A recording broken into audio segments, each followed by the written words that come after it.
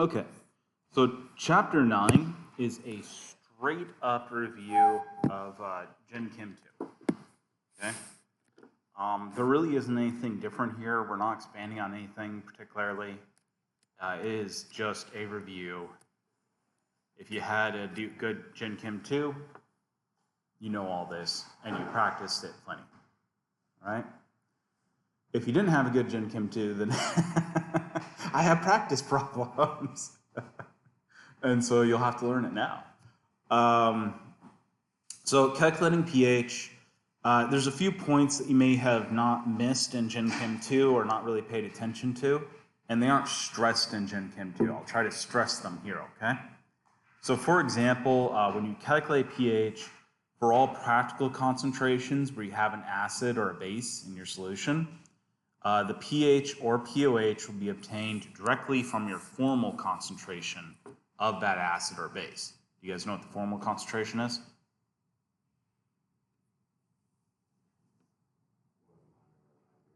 Okay, so let's say I have like a 0.1 molarity acetic acid solution. That's a formal concentration. In reality, I don't have 0.1 molarity of acetic acid, do I? I have 0.1 molarity of both species of acetic acid, the one where they're still together, and the conjugate base where they've dissociated, right? Now, in the case of a weak acid, formal concentration is very useful because we have a very small amount that's going to dissociate. The majority of it will stay together, right? And so when you look at an acid, especially strong acid, strong base, your formal concentration is typically what you use to figure out your pH. You don't bother with the H plus made by the auto-ionization of water, do you? You don't care. And why does that work? Well, if you think about it, notice this above equal to or greater than 10 to the negative 6. That's 10 times the 10 to the negative 7 that would normally be in solution, right? In a water. And keep in mind that because of common ion effect, the water will actually produce less than that, right? And so what ends up determining your concentrations in a water solution? Well, if you have anything above 10 to the negative 6, it's whatever that is, right? Especially if it's a strong acid or strong base, like is the example here. So when we do the pH of something like 1.5 times 10 to the negative 3 molarity HCl solution, you just take this formal concentration right here. That would be equivalent to what the H plus in solution would be, right? That's it. And so you take the negative log of that value to get a pH, and that would give you your pH, right? Fantastic. If you want your PaOH, what do? 14 minus that number, right? All right. And to have any questions about that at all? Okay. Keep in mind those are 25 degrees Celsius numbers. Okay? Yeah, because the pKW changes at different temperatures, right? Okay, so calculate the pH of a 0.1 molarity HBr using the activity coefficients. So you would use this as your formal concentration. That's going to be your concentrations for everything. You're then going to figure out the activities, right? The activity coefficients, and then the activities. And so you'll take 0.1 molarity HBr. That is a diionic species. There's only 2 ions there. And so you'll just end up with the same number again, right? Because the strength is, well, 0.1 plus 0.1 divided by 2. And so, yeah. Your mu then will be 0.1. You would look up the activity coefficient for H plus in the table. You'd get 0.83.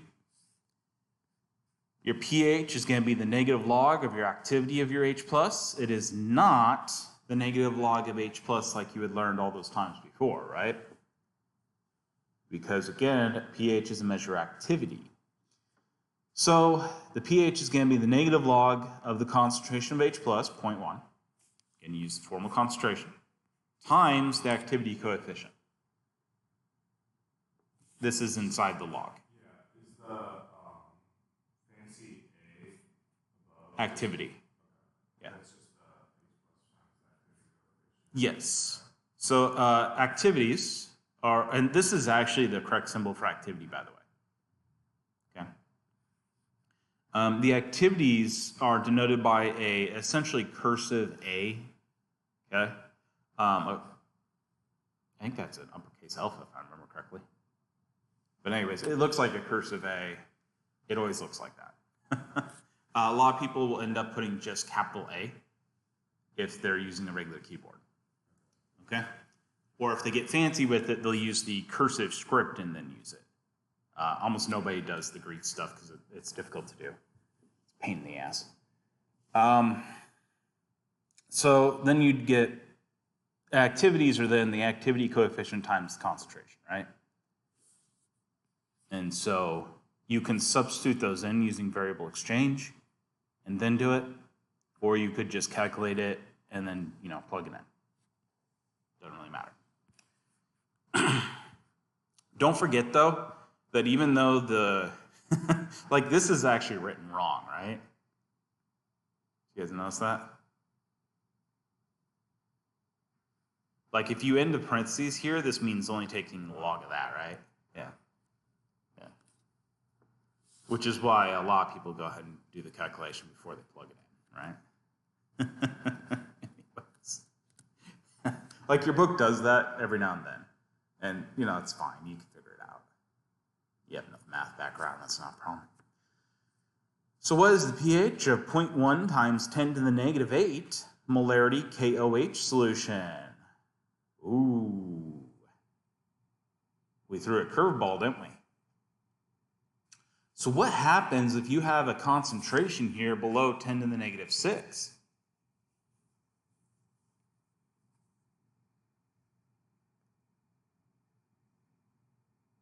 Well, all water solutions have what in them? 10 to the negative 7 OH minus and 10 to the negative 7 H plus, right? So you have 10 times the H plus and OH minus as you have KOH just in your water solution before you even added this, right? Okay. So this cannot be a pH 6 solution, right? Which is what you would get if you did this POH equals 8, right?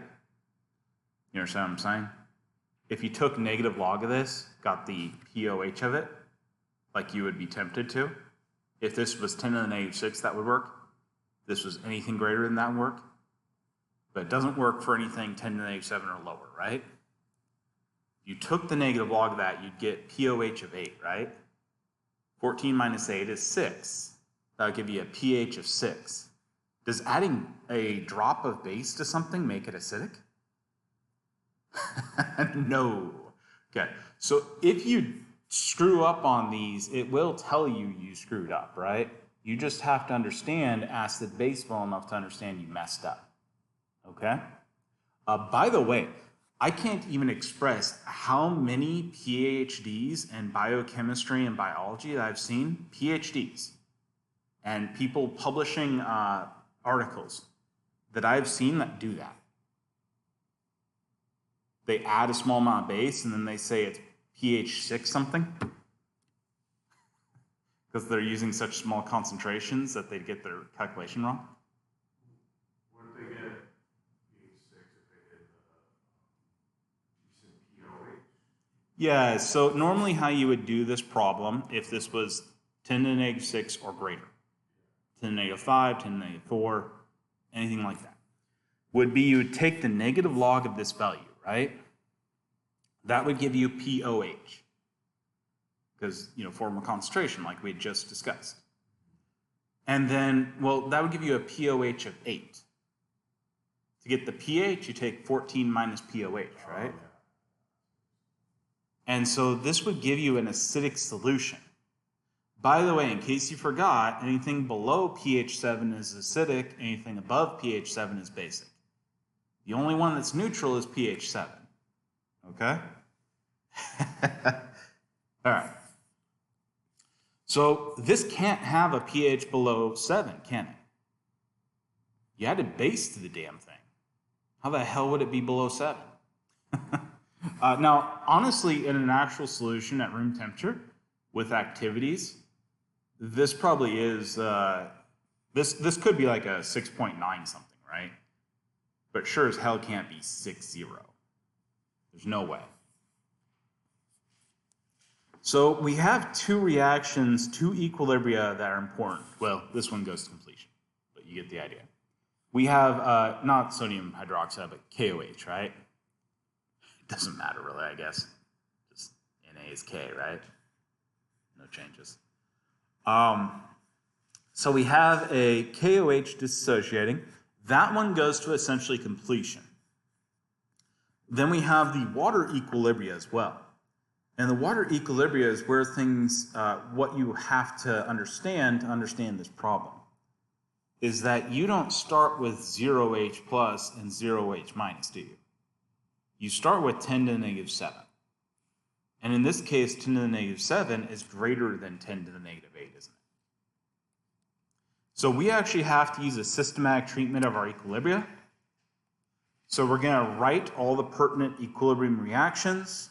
We're going to predict numbers to put in. Hey, what did we just learn? We learned this, didn't we? That was last chapter. You didn't think you'd use it so quick, did you? All right, so we predict numbers, we set up our equations, we simplify with assumptions, and then we solve, right? By the way, with computers, you don't really have to do a lot of simplification, but it does help. Okay. What is the pH? So we get this. First thing we should do is always the mass balance and charge balances, right? And so I personally prefer to do the charge balance first because it's just, well, it's easier and it sets you up for the mass balances as well. Because you have to do everything you need for the mass balances for that. So the charge balance is going to be the positive species on the left, negative species on the right. Positive species are K plus and H plus, aren't they? The negative species is OH minus. Same one in both places, right? So we just do it once. There are no multiples, no coefficients, are there? So we don't have to put anything with that. We don't have to do anything. Okay?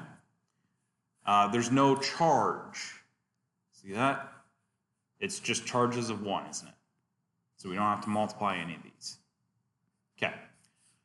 Okay, so the mass balance is next. The mass balance is going to be, well, the KOH, isn't it? We know how much KOH is in there. And so that means we know how much K plus is in there, don't we? So the only source of K plus is this molarity up here, the 10 to the negative 8. So K plus has to equal that. There's no other options, is there? And again, keep in mind this goes to completion. So when you do your mass balance, you're better off putting K plus here instead of KOH. Does that make sense? Because this goes to completion, you don't have any KOH, do you? You end up with all of it K plus. You know what the sad part is? I got these equations from your book. These reactions. Like that sodium thing, that's what they gave me from the book. And then they gave me that it's aqueous over here. Which is not right, is it? What should that been over here? Solid, yeah. Well, I'll be. I mean, I bet you it's right in the book itself, though. Because they're very rarely wrong in the book.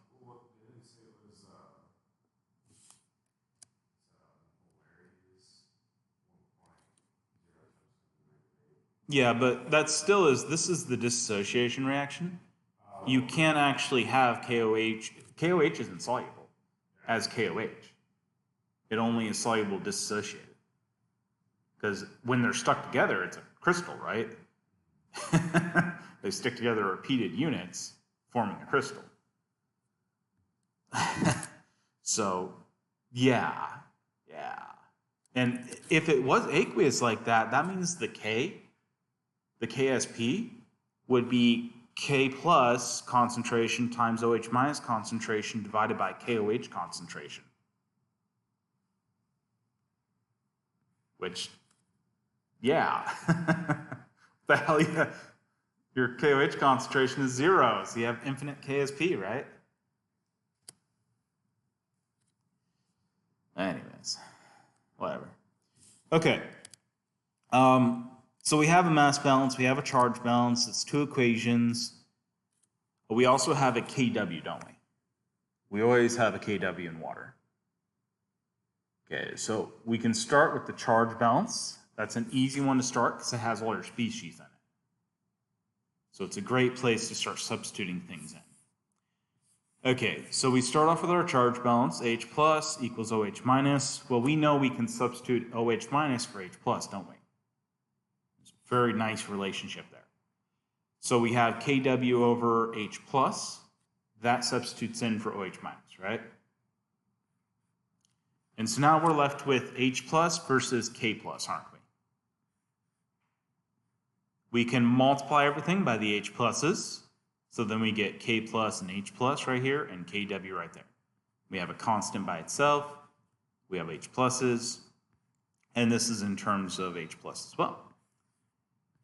Okay, so what's the next thing we can do? We'll get everything on the same side, right? So it's all equal to 0. That way we can solve for 0, can't we? The other thing we can do is we had a nice, wonderful term for K plus due to the mass balance. What's the K plus concentration? Got it, 10 to the negative 8, right? So we can just plug that in. There we go. Isn't that nice? Notice that we now have an x squared plus x plus c, right? That we can then use the, we can solve for 0. We'll get a 2 answers. One is impossible, one is the answer, right? If we were to solve for that.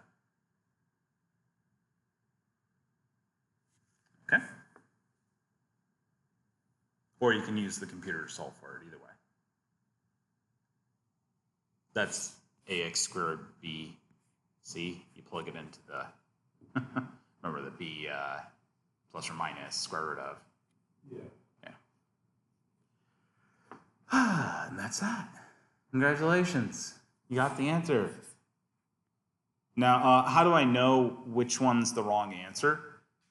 Well, I have limits on what my H plus can be, right? Wait, so when you're saying you plug it into the B equals or A equals, what would KW equal? KW equal? Oh, KW is 10 to the negative 14. Yeah, KW is a constant. Yeah, if it doesn't tell you anything else, you always assume that's 25 degrees. KW is 10 to the negative 14.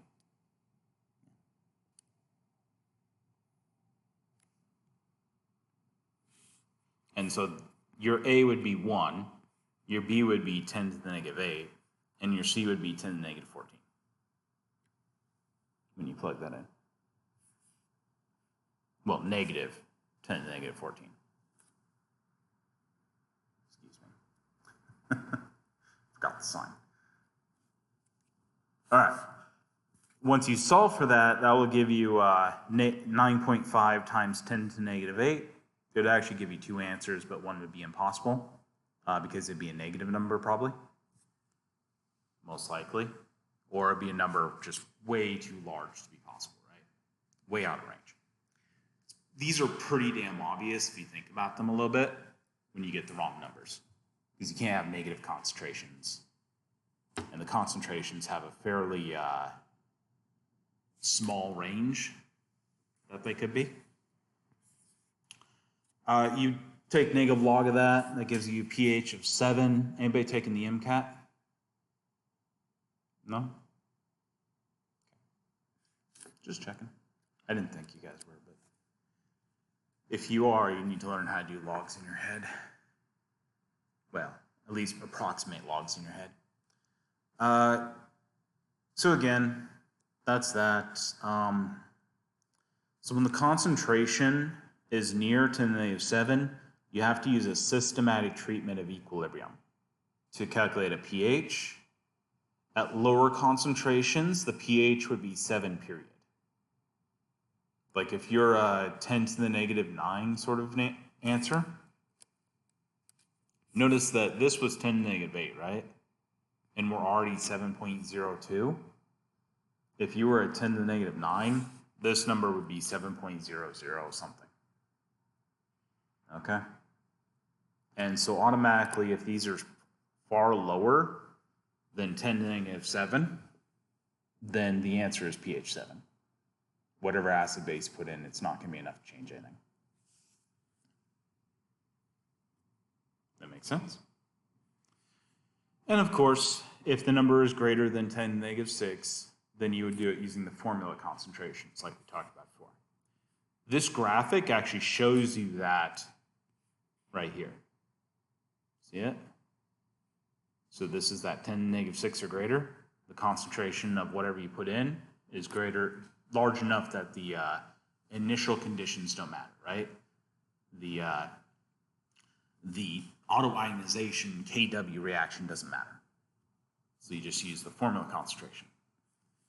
Now this is all in terms of H plus concentration, right? pH. This is in terms of pH, yeah.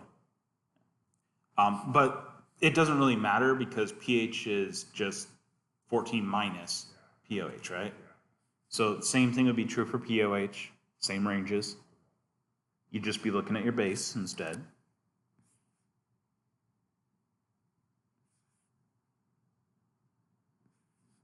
Basically, what this tells you is if this is within 1 unit of 10⁻⁷, you have to do a systematic treatment. If it's greater than 2 units away, pH 10⁻⁶, 10⁻⁵, formal concentration. 10⁻⁹, 10⁻⁻10, then you would just pH 7, right? Because it won't change anything. And that's the same assumptions we made when we did formula concentration. Did you notice that? Like you already knew this region right here, we just never talked about this region. Because we didn't have the math to do it. You imagine trying to do that in Gen Chem? I'd have like 90% of my class drop out. Oh man. So calculate the pH of weak acids. Again, this is going to be for weak acids now. You'll have an equilibrium for the weak acid. So we would set up to solve the equation. Again, that would be that equilibrium, H plus, A minus over HA for a weak acid. Everybody remembers that, right? Okay. These terms are always equal to each other when you don't have another, source. This bottom term is always the concentration you're given minus whatever you used up, right? And that has to be true by definition because Ka is always dissociation of 1H plus, right? All right. Anybody have any questions about that so far? Okay. These are the assumptions you've made here. Notice there's some assumptions that can become not true in these new solutions we've been talking about, right? For example, you can have H plus concentrations that are greater than A minus concentration, right? Because you already started with something. Or you're so low concentration, the autoionization is about equivalent. Okay? Okay, so let's find the pH of 0.05 molarity trimethyl ammonium chloride. So essentially, this is just ammonium, right? The chloride is there, so you can put it in the solution. Okay. So we assume that the ammonium halide salts are going to completely dissociate to give you your ammonium. In this case, the trimethyl ammonium.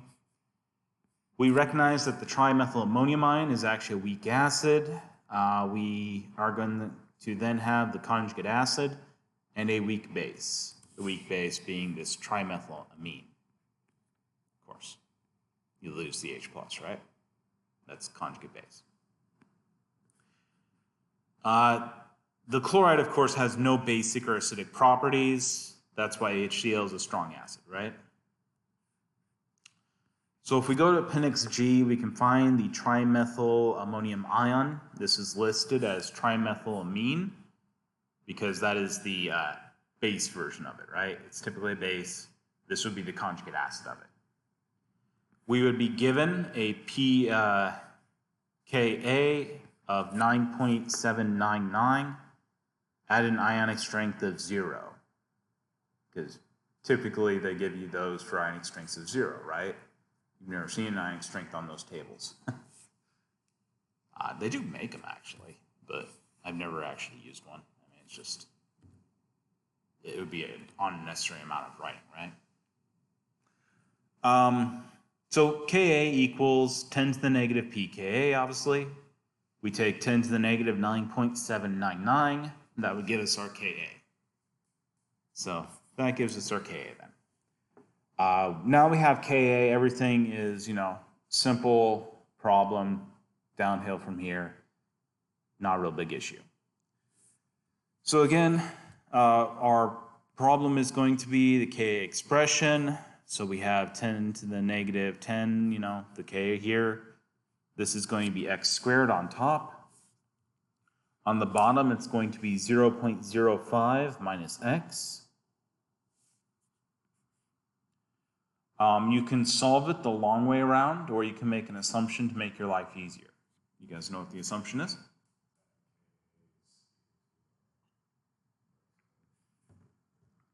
What's the assumption?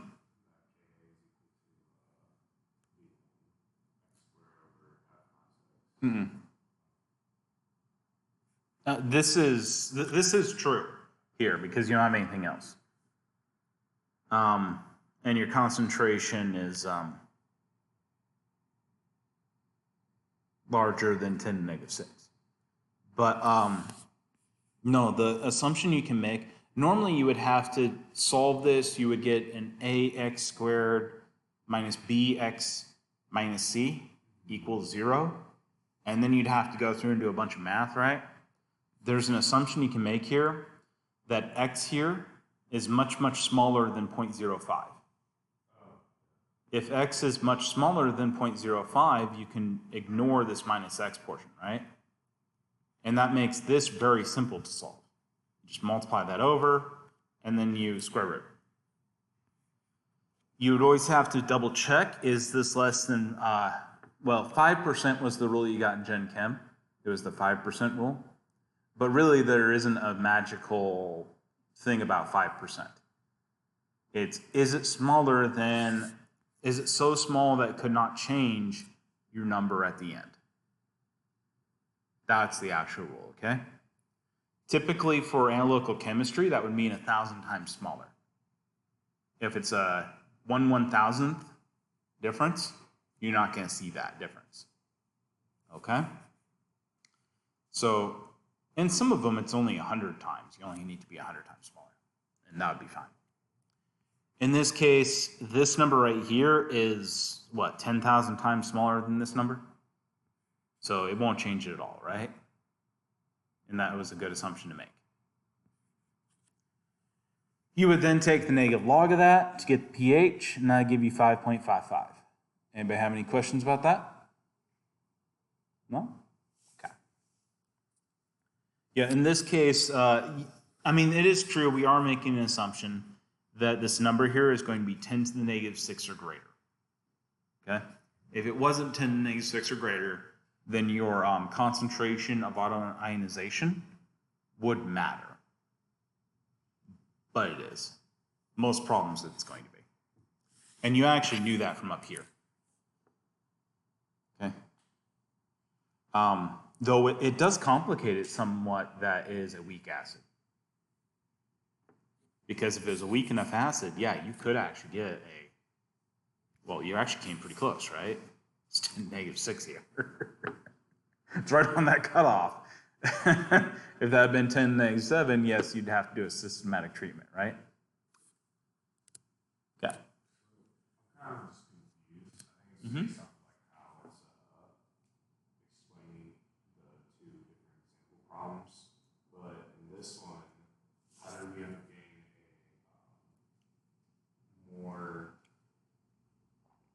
a greater change of pH in comparison to the strong base?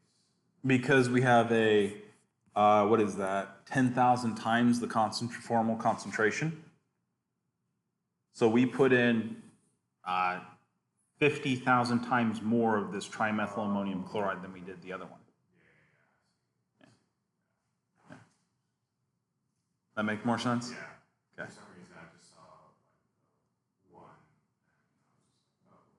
Yeah. So we're actually working on this in a what you've seen before, how it changes on systematic treatments.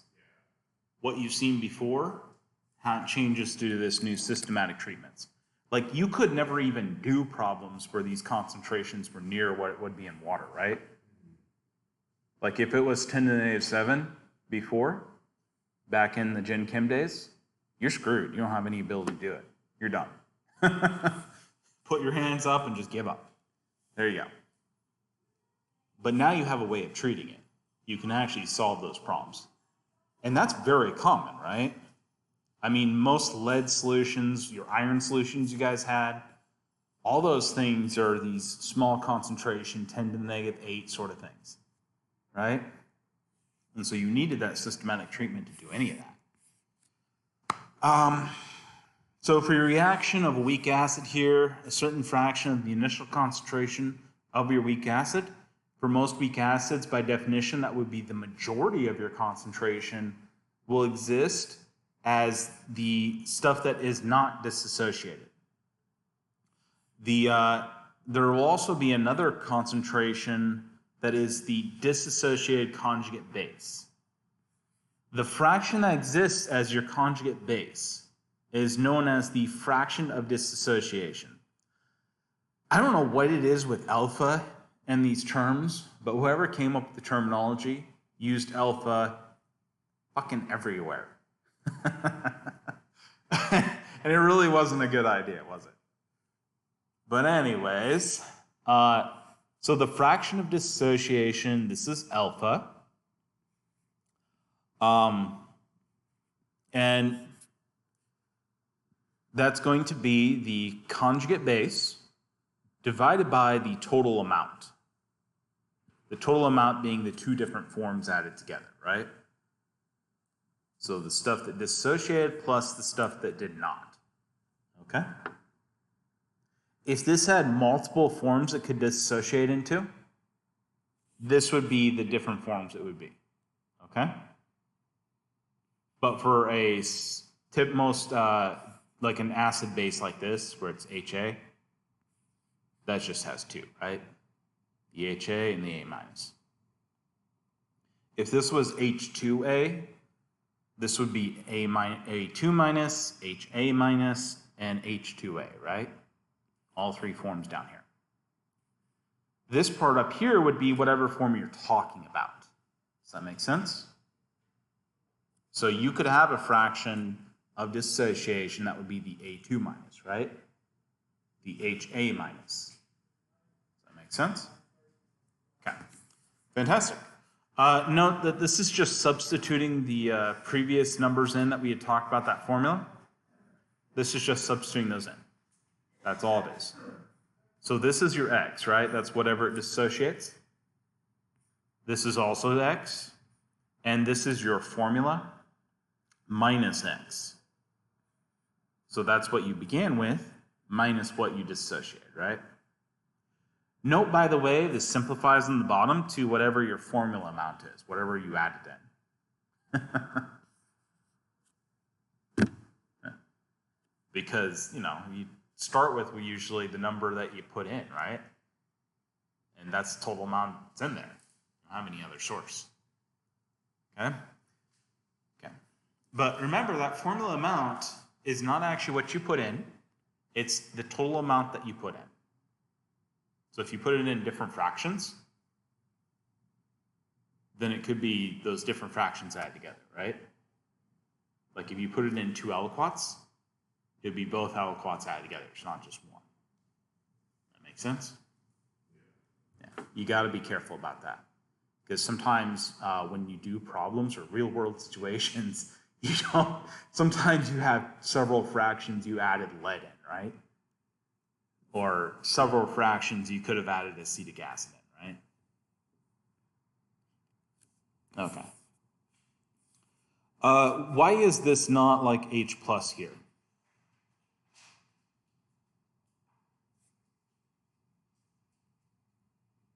Is there only one place we get the H plus from?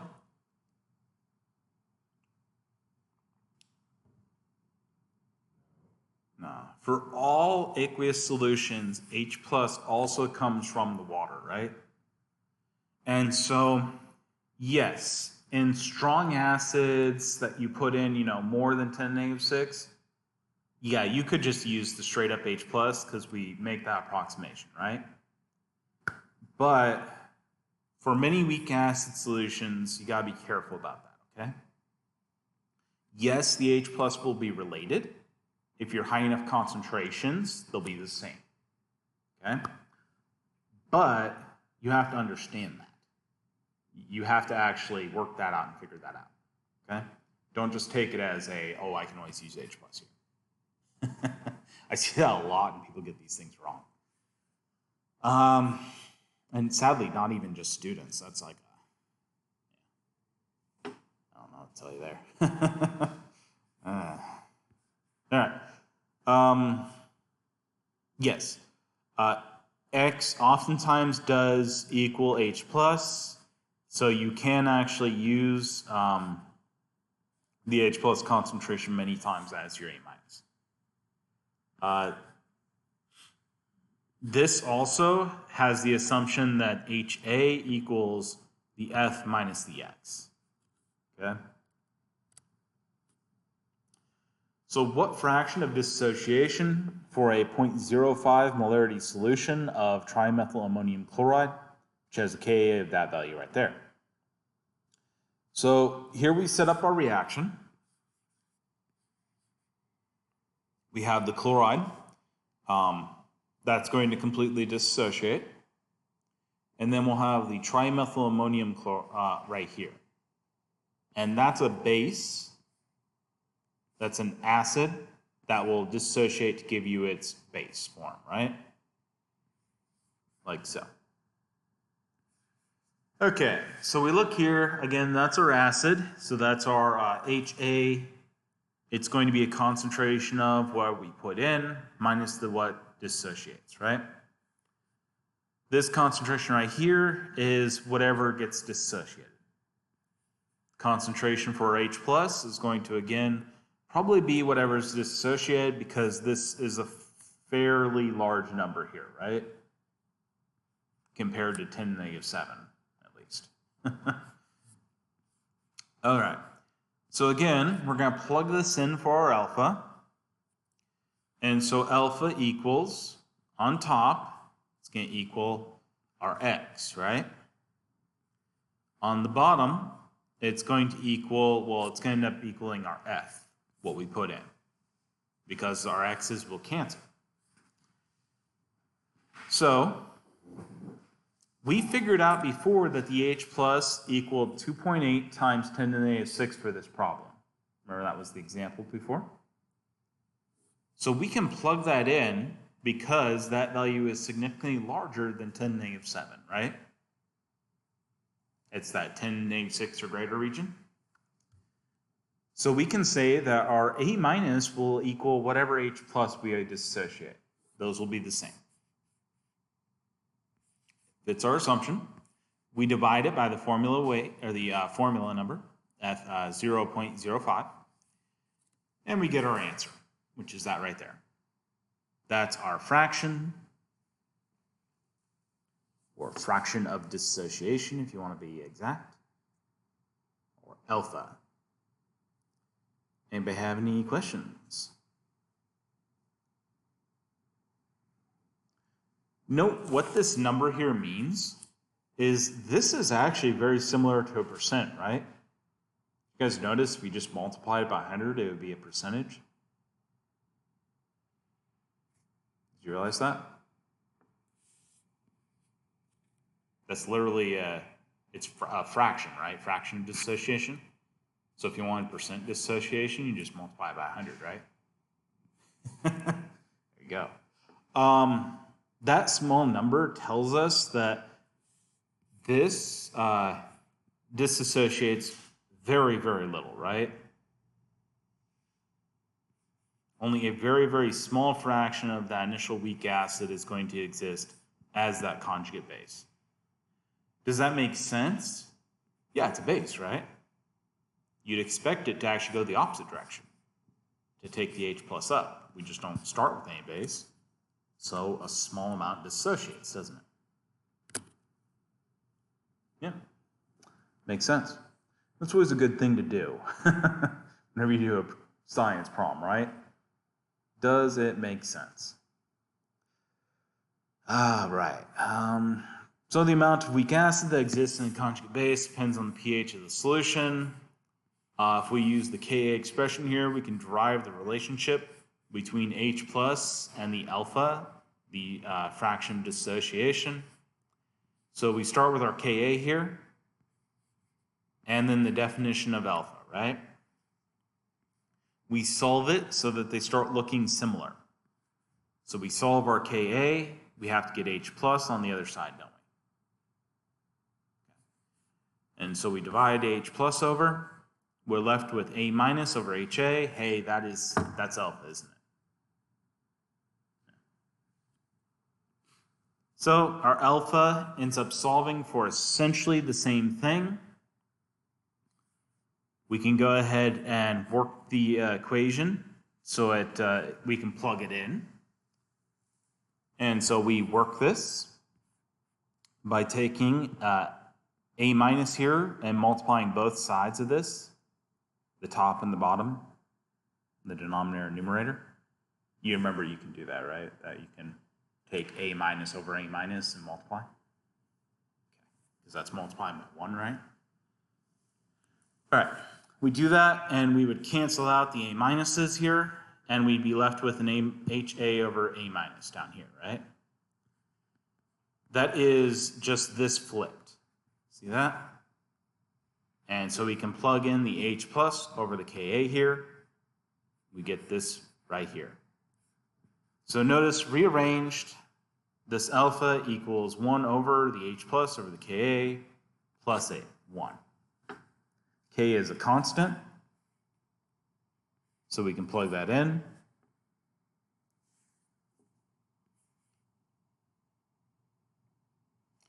So if we want greater than 0.5, what do we find out? Well, our H plus concentration would have to be equal to the Ka, wouldn't it? That would give us 0.5. Half dissociated. If that's greater than the Ka, then the denominator gets larger, right? And that would give us a smaller fraction. If it's less than the Ka, the denominator gets smaller, and that gives us a greater fraction. That making sense? Okay. Notice you can never actually get to 1, a fraction of 1. That's not possible. Because this number is something always greater than 0, right?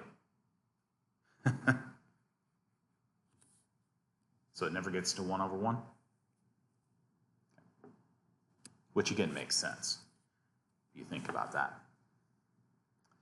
It approaches 1 but never gets there. All right. So calculating the pH for a weak base. So for the reaction of the base plus the H2O, water, that gives us our conjugate acid and OH minus. We can set up and solve the equation for Kb. So remember again, Kb would again equal that x squared over formula minus x. Very similar to Ka, right? It's just in this case, we're doing it for the base.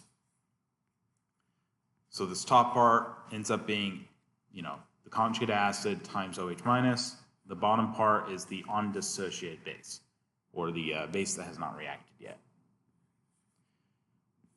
Okay. Again, similar assumptions are made. The OH minus should be approximately equal to the BH plus. This should be in that 10 to negative 6 and greater concentration region, essentially. Your concentration, your base, would equal what you added minus whatever is dissociated or reacted in this case. Your Kb can always be calculated using the relationship Ka times Kb equals Kw, because these reactions always go through water when they're aqueous. Again, that's for the conjugate acid-base pair, right? Okay. Note that this is especially important for Kbs because typically tables are in Kas, right? So if you want the Kb, you oftentimes need to do this. What's the Kw again? 10 to the negative 14. Very good. So let's find the pH of 0.1 molarity ammonia. And so again, here's ammonia. It's a base. It's reacting with water, gives you ammonium ion. So we look up the ammonium ion in appendix G. That gives us a pKa of 9.245. The Kb then would be the Kw divided by the Ka. So we would take 10 to the negative 14 divided by 10 to the negative 9.245. And that would give us our Kb. We use our formula we just got, which you can derive yourself easily within a couple minutes. It's literally just like an ice prom, right? It's something you've seen many, many times before by now. So again, that's going to be that x squared equals f minus x. Your f is the 0.1 here. 0.1 is quite a bit larger than we'd expect for the x. So we can simplify this down here. And we can solve for x squared. Once we've solved for x squared, well, x, we get x. That's two things. That is the concentration of your conjugate acid, but it's also the concentration of your OH minus, right? Once we have concentration of OH minus, we can go through Kw to get H plus. Alternatively, if we were doing pH, I would get the POH first. Negative log of x, and then subtract that off of 14, right?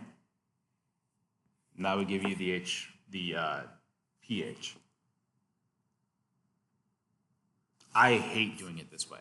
This is a lot of extra typing on your calculator and such.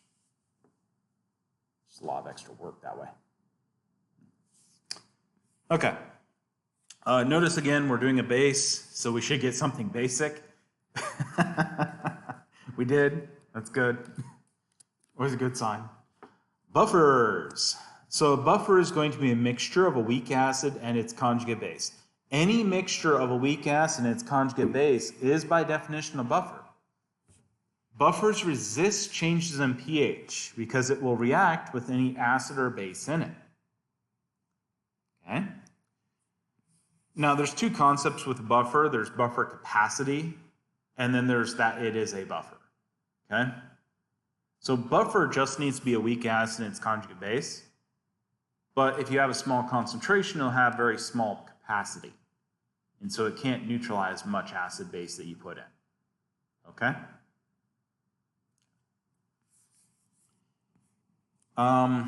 So for your dissociation of a weak acid, HA yields A plus A minus, H plus A minus. You can use the Henderson-Hasselbalch equation if you have a buffer. So your pH would be the Henderson-Hasselbalch equation. pH equals pKa plus the log of A minus over HA. Notice that this is the pKa equals negative log K. You got that? Hope so. The pK applies to the species in the denominator. because that's your acid form. Ka is always for the acid form, right? Be aware you cannot use a pKb here. That does not work out. It's not reciprocal. It goes through water, right? So things get a little complicated if you try using a Kb. You have to really understand this equation well. The concentrations of HA and A minus are essentially unchanged from those that are used to prepare the solution. Because in a weak acid, weak base situation, you get most of it is not dissociated, right?